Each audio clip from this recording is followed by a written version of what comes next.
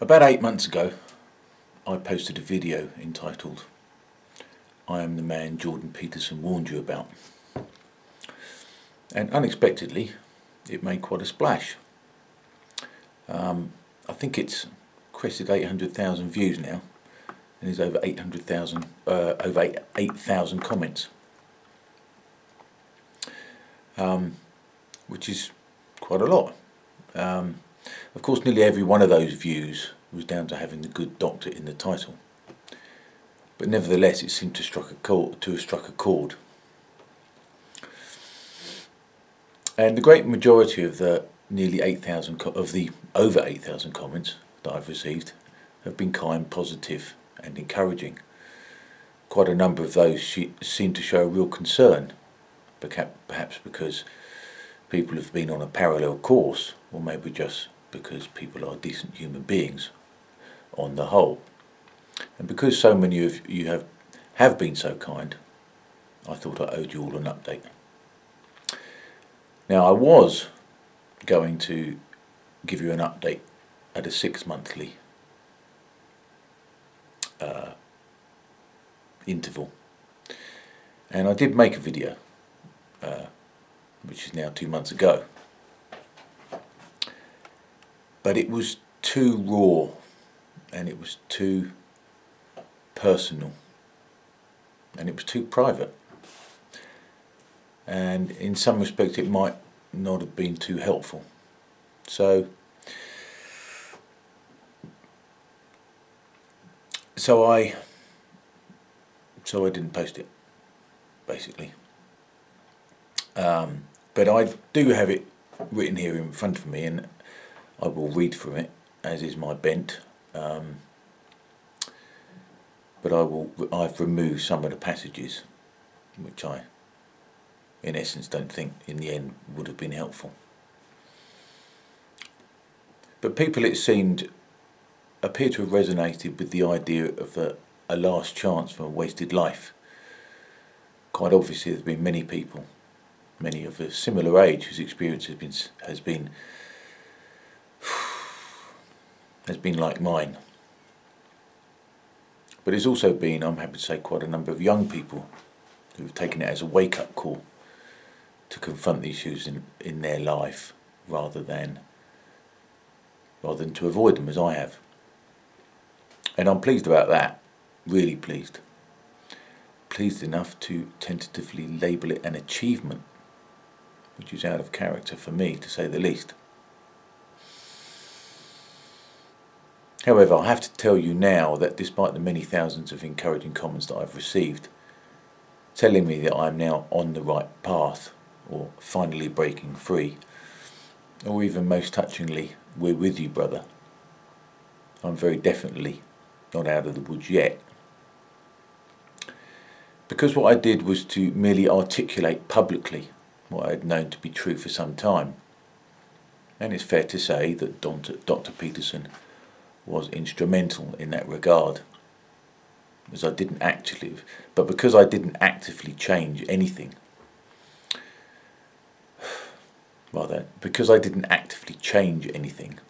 my progress over the past 6 months, or 8 months as it is now, has been patchy at best. What has been good, undeniably, is that my channel now has a small but growing following. Or at least it was, until I suggested that Idris Elba could play 007. People didn't seem to like that. But in a political sense, the success of that initial video spurred me on to do what I knew that I should have been doing for some time. And that's no small thing, at least for me. My only hope is that my efforts might make some difference and I haven't left it too late. And I'd like to take this opportunity to do something I've not done before, and solicit for subscribers. I've just crested 10,000 now, but it's still small fry compared to some others. And I'd like to make it more, as I do have ambitions for the channel and hope to expand it in various ways. Those ambitions are modest at present, but doing this has been good for me. I've enjoyed it. vastly more than I enjoy kneeling down in soggy floorboards that's mixing with the chunks of masonry that I've had to smash out in order to get to a leak that I can't stop. Yeah, I enjoy it a bit more than that. So please hit the subscribe button and maybe leave a comment. I try to respond to all of them if I can. I know it's probably neither here nor there to most of you, but it cheers me up and it spurs me on. So in a political sense, it's been good for me psychologically. But personally, well, that's a different story. Without going into too many details, I will confess that I have visited and revisited some very dark places. I recount these not as a morbid and salacious offering, which some will undoubtedly take them as, but as an attempt to discover what, if anything, I have learned. In this way, my experience might be useful to others who have travelled the same dismal path. Now, there's a great big passage here, which I'm not going to go into. It's pretty good, if I say so myself, but maybe it's not appropriate. But the life I've had, an easy life, such as I had in my early years, is no practice for a good life. And my life was easy, too easy. So easy that when it started to get difficult, I didn't realise that I had to up my game to cope with it. Instead, I just changed tack, avoided the difficult things, and pretended, although deep down I knew, that I didn't need to be better. And so I didn't get better. And life got more difficult, and I hadn't built up the internal resources to cope with things getting more and more difficult, until I found myself seriously contemplating my utterly disappointing life.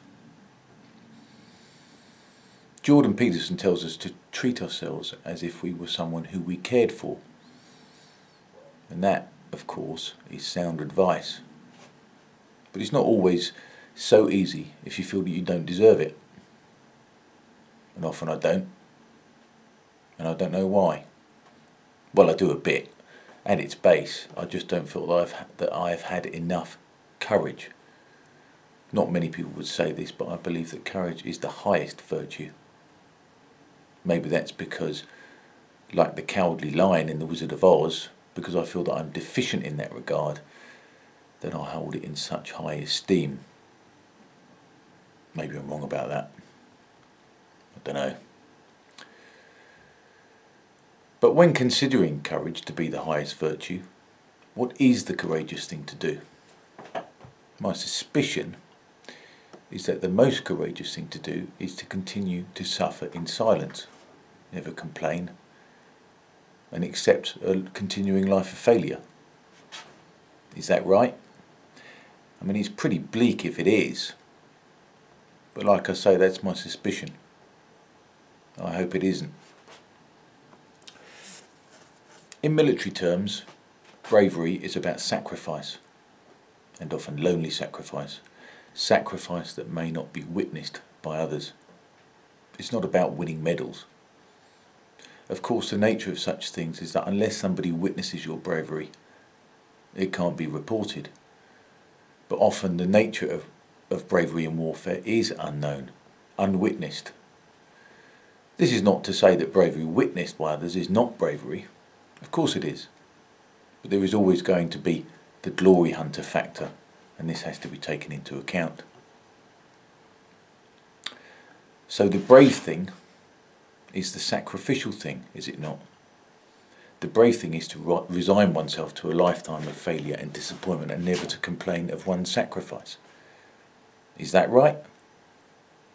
Because by complaining of your sacrifice, you are bringing attention to it, and therefore burdening others with it. And by burdening others, you are forcing others to take at least some of your load. And that isn't brave, is it? But at what point does wanting things for oneself become selfish? Surely the truly courageous thing is to sacrifice one's own happiness for others. The courageous thing is to be selfless. The soldier who lays down his life for his comrade is courageous because he is surrendering all his potential future happiness for the chance that his comrade might have his chance of happiness in the future. And perhaps, into the bargain, he is also sacrificing the happiness of his wife and children for the happiness of the wife and children of somebody else. And it could be argued that it is a sacrifice that is not his to make. Then there's another passage here which I'm not going to read. But when you don't feel brilliantly about yourself, you often think, as I'm sure others do in a similar situation, that I am sucking up valuable oxygen and other resources that would almost certainly be better used by someone else, by someone braver, principally in my case.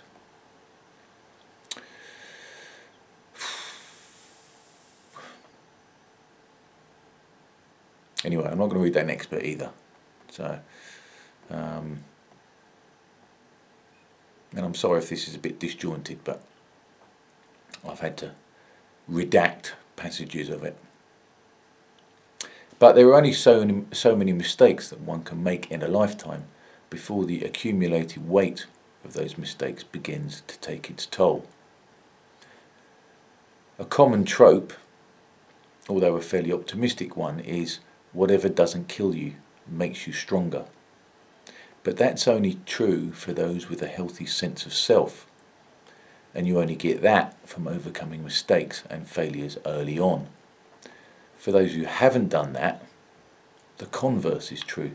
Ergo, whatever doesn't kill you makes you weaker.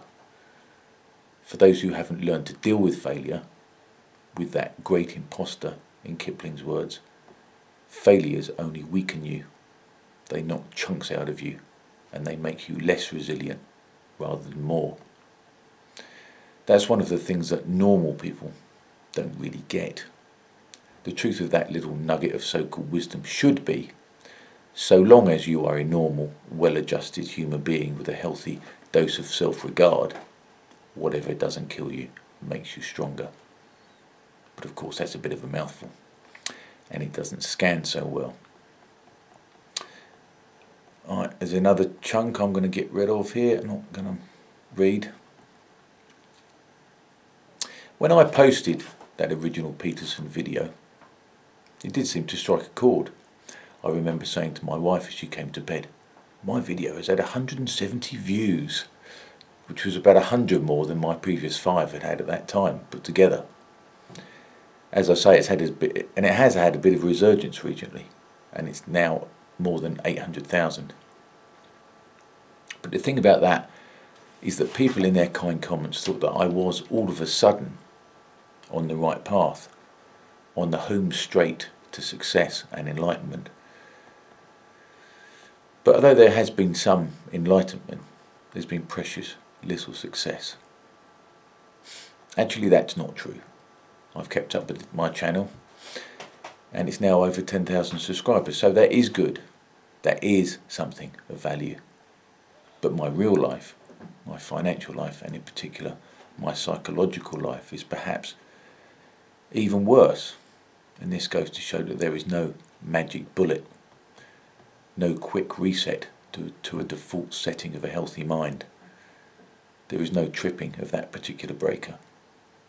Doing one thing right, and it could be argued that my one thing was that video, does not guarantee anything else going right. My personal struggle continues, but it has been bolstered by the encouragement of the many thousands who have commented on my channel and appear interested, through their subscriptions, to hear more. And that's not nothing. That's not nothing at all. That's something. In fact, it's really something. However, at least by my own standards, I remain an unsuccessful man. I remain a disappointment to those closest to me. However, for the moment, that will have to do. I know I still have much work to do. But you know, that's all right. It really is all right when I say that I remain, as before, the man Jordan Peterson warned you about. Take care.